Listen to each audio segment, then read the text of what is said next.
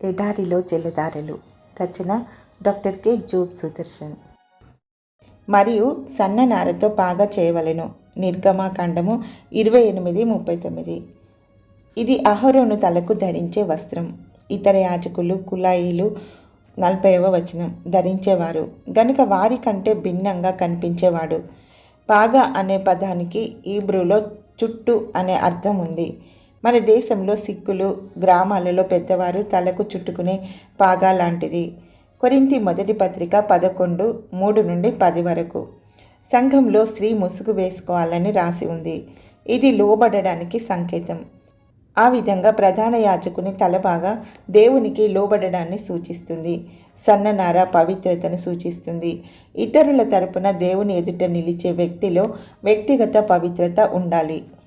Mid జెనెఫత్ అనే ఈ పదం లేఖనాలలో మరొకసారి మాత్రమే యెహెజ్కేలు 21, 25, 26లో కనిపిస్తుంది. ఇక్కడ మనకు కనిపించేది క్రీస్తు విరోధి.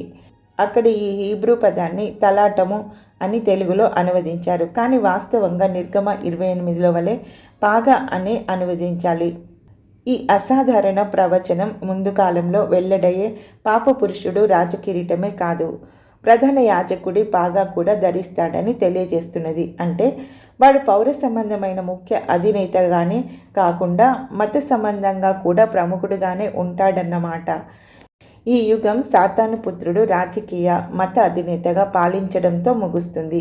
ఎందుకంటే రక్షణ పొందినట్లు ప్రజలు సత్యమును ప్రేమించనందున అబద్ధమును నమ్మునట్లు మోసము చేయు శక్తిని దేవుడు వారికి పంపుచున్నాడు. దెసలోనికలు 2వ పత్రిక 2వ అధ్యాయము 3-12 వరకు.